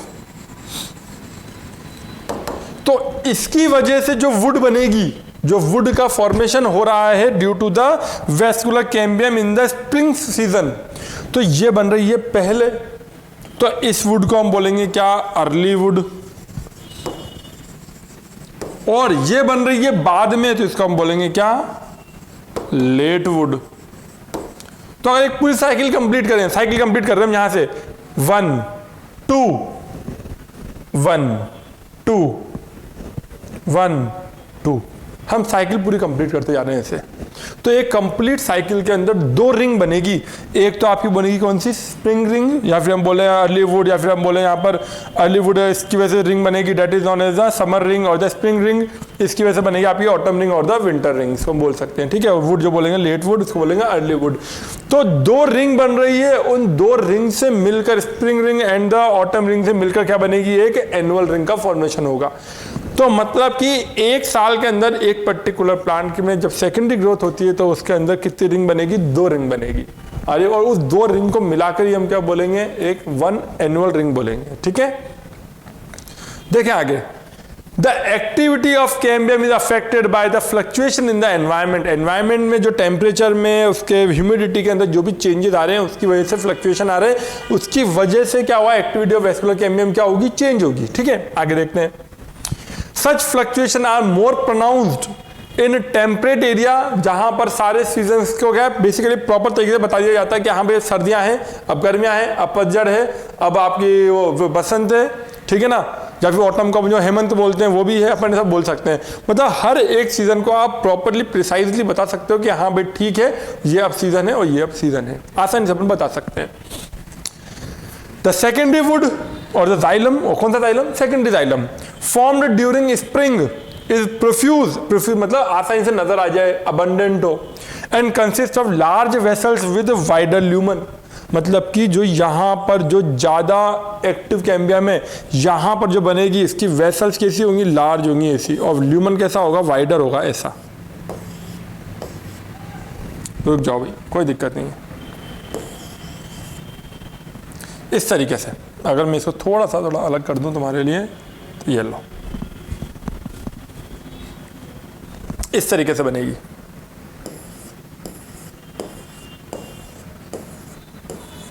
ल्यूमन कैसी हो गई, वाइड हो गई, और ज्यादा बनने तो गोल, एक बन गया पूरा।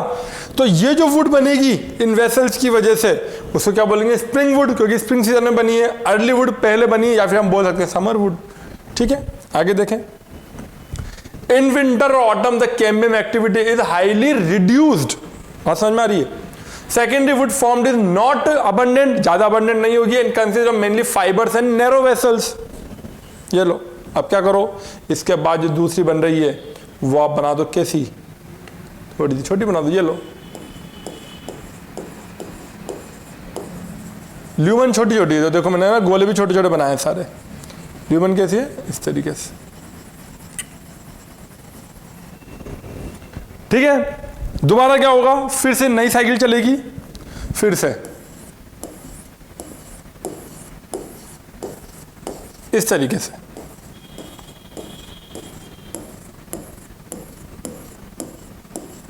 फिर से क्या आ जाओ, इस पे आ जाओ, ये लो।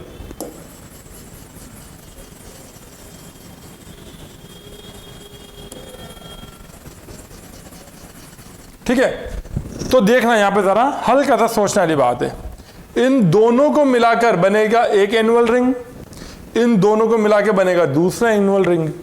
ठीक है, तो एक बार तो क्या है, फेवरेबल कंडीशन में बनी, unfavourable, then again favourable, unfavourable. तो हम बोल सकते हैं एक ईयर के अंदर क्या होगी, 2 बार कैम्बियम की एक्टिविटी चेंज होगी, और कैम्बियम एक्टिविटी चेंज होने की वजह से 2 रिंग बनेगी। तो first annual ring, second annual ring, तो 1 ईयर, 2 ईयर, 3 ईयर, 4 ईयर।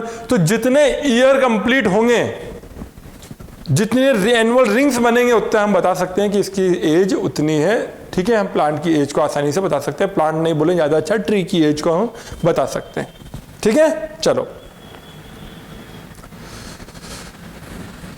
ठीक है, चलो विंटर वुड, ऑटम वुड और the late wood. The transverse section of stem early and late would appear in the form of distinct concentric rings called as annual rings. Annual ring equal to spring ring plus autumn ring. कोई दिक्कत? बात समझ में आ गई अच्छे से? Annual rings are technically secondary xylem. अब ये बात मुझे कौन बताएगा भाई? Annual ring are technically secondary xylem.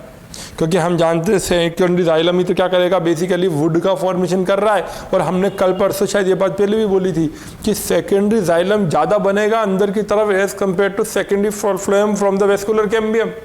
हमने याद है कुछ ऐसा स्ट्रक्चर बनाया था, थोड़ा थोड़ा बताता चल रहा हूँ मुझे, हल्का हल्का है ना, ऐसा यहाँ पर सेकेंडरी जाइलम बना था, यहाँ सेकेंडरी फ्लोएम बना था। तो मैंने कहा था एक्टिविटी जो वेस्कुलर कैम्बियम की होगी वो इस तरीके से होगी कि सेकेंडरी जाइलम अंदर की तरफ ज़्यादा बनेगा as compare to secondary phloem. Secondary phloem जो बाहर की तरफ बन रहा है वो थोड़ा कम बनेगा, पर सेकेंडरी जाइलम जो अंदर की तरफ है वो ज़्यादा बनेगा। बोलो हाँ या ना?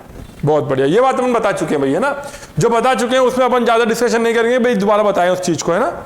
लगता है थोड़ा तो प्राइमरी लेक्चर में जाएं हम उस चीज़ को दोबारा देखें। चलो स्प्रिंग वुड, अब डिफरेंशिएट कर दिया आपने स्प्रिंग वुड है ना ऑटम वुड के अंदर, बेसिक डिफरेंस है, मैं सिंपल समझ में आ भी जाएगा आसानी से। ठीक है, चलो spring would is generally light in colour, light brown in colour, dark brown in colour. Dark brown क्योंकि किसी फाइबर्स का अमाउंट ज्यादा था, इससे फाइबर्स का अमाउंट क्या था, थोड़ा कम था, तो इस वजह से कलर के साथ लाइट है और इसका कलर के साथ थोड़ा डार्क है। क्वांटिटी मोर है स्प्रिंग वुड, क्वांटिटी मोर क्यों भाई? क्योंकि हमने बोला था vascular cambium more active as compare to autumn wood, तो यहाँ क्वांटिटी इसकी थोड़ी कम बनेगी। क्वांटिटी का मतलब यहाँ पर ये जो विड्थ है ना, वो विड्थ पे बात हो रही है, या फिर हम बोल सकते हैं कि जो नंबर ऑफ वेसल्स है उसके बेसिस पे भी बात हो रही है। ठीक है, चलो तो ये ध्यान रखना कि सिर्फ यूं मत बोल देना कि यार वेसल की बस एक ही लेयर ऐसी बनेगी, एक से ज्यादा भी बन सकती है, कोई दिक्कत नहीं है, ऐसी कोई दिक्कत नहीं है। बट स्प्रिंग जब तक रहेगा तब तक ऐसी बनती रहेगी, और जैसे ही ऑटम आया छोटी वाली, अब वो भी जरूरी नहीं एक ही बने, एक से ज्यादा बन सकती है बट कम बनेगी इसके कंपैरिजन में। ठीक है, बहुत बढ़िया। The vessels are broad with large lumen where the vessels are small with narrow lumen. ठीक है ना, ल्यूमन बोले कैविटी बोले बात एक ही है, मतलब कि पाइप होता है, पाइप के बीच वाली जगह होती है ना, ये बीच वाली जगह, इसी को अपन ल्यूमन बोलते हैं। ठीक है, it is made in favourable condition, it is made in unfavourable condition. कोई दिक्कत? अनफेवरेबल कंडीशन कौन सी है? ऑटम वाला, विंटर वाला सीजन है। और ये कौन सा है? जब फूल खिलता है, फूल खिलने वाली बात है, तुम सबको भी बहुत पसंद होगा ये वाला। याद है इसमें टेम्परेचर कैसा रहता है? हमारे बॉडी टेम्परेचर के आसपास रहता है, मतलब ठीक ठीक, ना ज़्यादा ठंड है ना ज़्यादा गर्मी है। It is produce from more activity of cambium, बता चुका हूँ, it is produce from less activity of cambium. और ये पॉइंट तो यहाँ मैंने डिस्कस कर ही लिया था, the fibre are more present, यहाँ पे फाइबर ज़्यादा मिलेंगे। तो इसमें कोई दिक्कत, हम सब चीज़ें समझ चुके हैं कि भाई ठीक है स्प्रिंग वुड क्या है एंड ऑटम वुड क्या है। तो तुम खुद बोल सकते हो कि स्प्रिंग वुड को आप अर्ली, मतलब पहले बन रहा है तो अर्ली वुड भी बोल सकते हैं, और उसको लेट वुड भी बोल सकते हैं। फेवरेबल कंडीशन में बनेगा, अनफेवरेबल कंडीशन में बनेगा, ऐसे याद रखना चीज़ों को थोड़ा सा, है ना। बहुत बढ़िया भाई, बहुत ही शानदार। आगे देखें थोड़ा सा आप, है ना, और देखें ये सब चीज़ें अपन पढ़ चुके हैं ना, अभी समझ में और अच्छे से आ जाएगी। The greater part of secondary xylem is dark brown due to accumulation of organic compound like tannin, resin, oil, gums, aromatic substance and essential oils। तो मतलब हम बात करें तो जो secondary xylem जो बेसिकली क्या फॉर्मेशन कर रहा है, वुड वाला फॉर्मेशन कर रहा है, वुड वाला पार्ट। तो उसके अंदर ओल्डर जो बूढ़े ट्री, थोड़े से मतलब एज जिनकी ज़्यादा हो जाती है, तो उसके अंदर क्या होता है आपका बेसिकली सेकेंडरी जाइलम के अंदर किस किस चीज़ का एक्युमुलेशन रहता है इन सबका। सेकेंडरी जाइलम का मतलब कहने का मतलब यहाँ जो वेसल्स फॉर्मेशन हो रहे हैं उन वेसल्स के अंदर इन सब चीज़ों का क्या हो जाता है, एक्युमुलेशन हो जाता है। तो जिसके अंदर वेसल्स के अंदर अगर एक्युमुलेशन हो गया इन सब चीज़ों का, रेजिन्स, ऑयल्स, गम्स का, तो मुझे बताओ क्या वो उसके अंदर कोई कंडक्शन हो पाएगा? अगर मैं किसी पाइप के अंदर कोई भी चीज़ें भर देता हूँ तो क्या पाइप से कोई भी चीज़ ट्रांसफर हो पाएगी? आसानी से नहीं हो पाएगी, ऑब्वियस सी बात है। ठीक है, तो मतलब कि अब ध्यान रखना सेकेंडरी जाइलम में दो टाइप की वुड बनेगी, एक तो बनेगी कौन सी, सैप वुड, और एक बनेगी हार्ड वुड। तो हार्ड वुड जो होगा उसके अंदर क्या हो चुका है, इन सब चीजों का डिपोजिशन हो चुका है, इसी वजह से उसकी वेसल्स में क्या डिपोजिशन हो गया, तो कंडक्शन नहीं हो पाएगा। बट जहां पर हम सैप वुड की बात करें तो सैप वुड के अंदर there is no deposition of gums, resins and oils and aromatic compounds, तो उन सब का वहां पर डिपोजिशन नहीं होने की वजह से वही सैप वुड क्या काम करेगी, कंडक्शन का काम करेगी। तो अगर मैं बोलूं फिजियोलॉजिकली एक्टिव वुड है वो कौन सी है, तो तुम बोलोगे सैप वुड, क्योंकि उसके अंदर कंडक्शन हो रहा है। तुम बोलोगे मैकेनिकल स्ट्रेंथ प्रोवाइड करने के लिए कौन सा वुड है, तो तुम बोलोगे हार्ड वुड, क्योंकि उसके अंदर इन सब चीजों का एक्युमुलेशन हो गया, इस वजह से वो स्टिफ हो गई है, रिजिड हो गई है। बोलो हाँ या ना। ज्यादा फास्ट बोल रहा हूँ क्या मैं? अगर तुम्हें लगे ज्यादा फास्ट बोल रहे हैं तो टोक देना बीच में, ठीक है? टोकोगे तो कैसे, चलो कोई बात नहीं।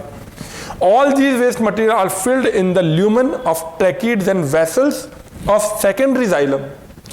It is called heartwood or duramen. बात समझ में आ रही है?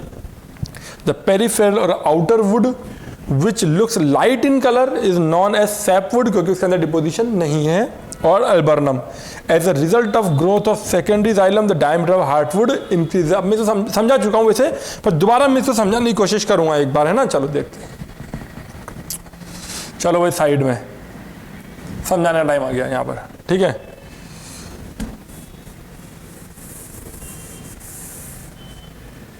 समझा दें इस चीज को, है ना? चलो, कहने का मतलब यहाँ पर यूँ है मेरे प्यारे बच्चों, जब देखें हल्का सा, अपन सिंपल कुछ नहीं कर रहे हैं, अपन बात कर रहे हैं हार्टवुड की और सैपवुड की। सेकेंडरी जाइलम का ही पार्ट है, तो समझना ये पेड़ का तना है भाई एक, ठीक है? सेकेंडरी जाइलम कहाँ बन रहा था? हमने कहा था कि वेस्कुलर कैम्बियम के पास सेकेंडरी जाइलम बन रहा था, जस्ट वेस्कुलर कैम्बियम उसके जस्ट नीचे, वेस्कुलर कैम्बियम जस्ट नीचे सेकेंडरी जाइलम का फॉर्मेशन हो रहा था। सेकेंडरी जाइलम में जो अंदर वाला पार्ट है, सेंटर की तरफ पार्ट जो है, वहां पर क्या होगा? जब वेसल्स प्रेजेंट होगी, उसके अंदर क्या होगा? गम्स, रेजिन्स, इन सब चीजों का क्या हो जाएगा? एक्युमुलेशन हो जाएगा भाई। ये एक्युमुलेशन हो गया भाई। लो,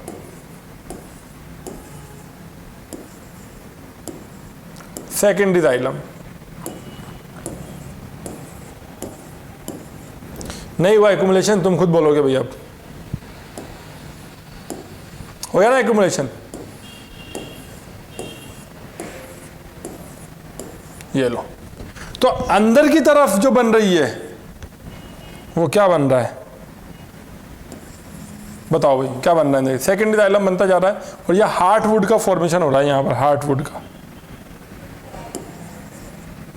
का फॉर्मेशन होता जा रहा है अंदर की तरफ, डार्क फॉर्म, डार्क। इससे बाहर वाला जो पार्ट है, थोड़ा सा इधर वाला पार्ट जो है, जहां पर सैपवुड का फॉर्मेशन होगा, वो वुड कैसा होगा? उसके अंदर there is no deposition in the cavities of xylem and in the secondary xylem. Vessels के अंदर कोई डिपोजिशन नहीं है, तो क्या होगा? इसके कंपेरिजन में दूसरा वाला कैसा नजर आएगा? थोड़ा सा आपको लाइट नजर आएगा, लाइट। अरे तो ऐसे बना दो, लाइट भी नजर आ जाएगा तुमको। ये लाइट वाला हो गया, जिसके अंदर मैंने कोई कलर नहीं भरा है ना? ये लाइट वाला पार्ट हो गया। तो तुम क्या बोलोगे इससे? तुम बोलोगे कि सर ये बात समझ में आ गई कि अगर बीच वाला जो पार्ट है, ये पार्ट क्या है? बहुत ज़्यादा कलरफुल है, मतलब कि आपने इसके अंदर क्या कर दिया है? चीज़ें भर दी है। तो अगर चीज़ें इसके अंदर आपने भर दी है, तो मतलब ये सारा वाला पार्ट पूरा डार्क नज़र आएगा हमको, कंप्लीट डार्क नज़र आएगा। क्यों? क्योंकि यहाँ पर कैविटीज में क्या क्या भरा हुआ है? रेजिन्स, गम्स, ये सब चीज़ें भरी हुई है। बट जहाँ तक रही बात बाहर वाले की, तो इसमें ऐसा कुछ भी नहीं भरा हुआ है। तो ये जो वुड होगा, क्योंकि हम बोलते हैं वुड सेकेंडरी जाइलम से ही तो बन रहा है, तो जो अंदर वाला वुड होगा वो स्टिफ होगा, स्ट्रांग होगा, मैकेनिकल सपोर्ट प्रोवाइड करेगा। पर जो बाहर वाला वुड होगा, यही होगा वो जो क्या काम करेगा? कंडक्शन में हेल्प करेगा वाटर और मिनरल्स की, क्योंकि उनकी कैविटीज के अंदर कुछ भरा हुआ नहीं है ना? क्या नहीं भरा हुआ है? Resins, gums, oils, aromatic compound, organic acid सारे आ जाएंगे, है ना? क्या ये बात समझ में आ गई? तो ध्यान रखना, दिस इज द हार्टवुड, जो सेंटर वाला पार्ट है, हार्टवुड, और जो बाहर वाला पार्ट है, that is known as sapwood. कोई दिक्कत? इसी को अपन बोलते हैं क्या? ड्यूरामन। उसको क्या बोलते हैं? एल्बर्नम।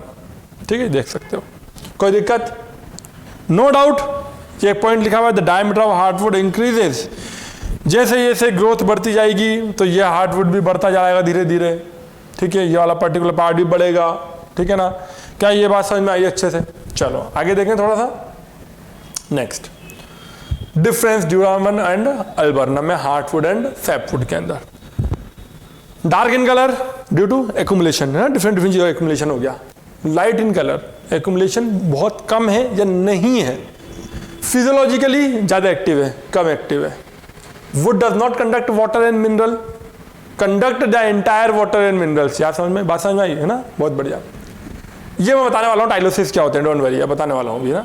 मैकेनिकल सपोर्ट प्रोवाइड करेंगे, no mechanical support, only physiological support, एक फिजियोलॉजिकल कंडक्शन करेंगे।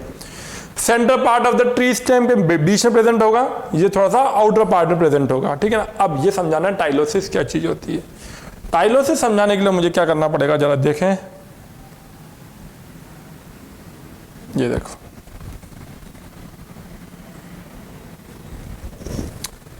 हम एल्बर्नम की बात करते हैं, चलो इसकी बात करते हैं, ड्यूरामन की। ये कोई वेसल है, जाइलम वेसल है ना, ठीक है। लिग्निफाइड होती है, लिग्निन प्रेजेंट होती है इनके ऊपर, है ना।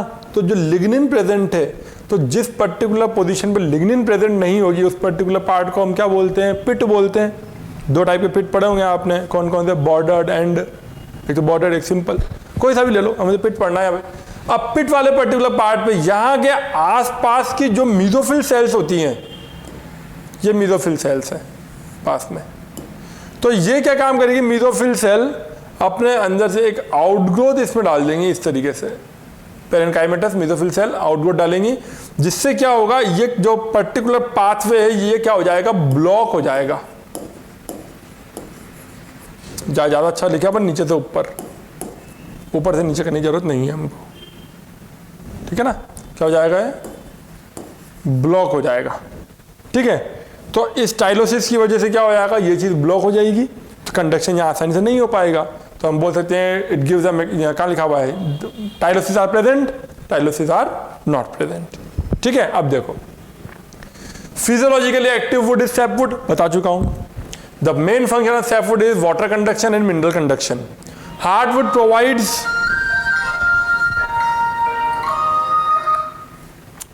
कभी कभी फोन बच जाते हैं बच्चों, कोई दिक्कत नहीं है ना। Hardwood provides maximum mechanical strength to stem, कोई दिक्कत, यहां तक कोई दिक्कत, जल्दी बताओ, बताए, सब बता दिया। Cavities of tracheids and vessels are progressively filled by waste material, किसके अंदर, हार्डवुड के अंदर। The bladder like ingrowth of parenchyma cells which enter the lumen of vessels and tracheids through the pits in their wall. Such bladder-like ingrowth are called as tylosis. Tylosis blocks the conduction of water. कोई दिक्कत, बता चुका हूँ पूरी चीजें भाई। क्या बात समझ में आ गई अच्छे से? तो अपन हर चीज यहाँ पे पढ़ चुके हैं, तो हमें समझ में आ गया कौन सा फिजियोलॉजिकली एक्टिव है, कौन सा इनएक्टिव है, ठीक है। आगे देखें, अब हमको क्या पढ़ना है, एक्स्ट्रा स्टीलर रीजन की ग्रोथ पढ़नी है अपन को भाई। एक्स्ट्रा स्टीलर रीजन है ना, तो अभी अपन एक काम करते हैं, फटाफट पहले तो इसको कॉपी कर लेते हैं, फिर इसको स्टार्ट करते हैं ना। जल्दी से कॉपी करो फटाफट, पूरा ना, जल्दी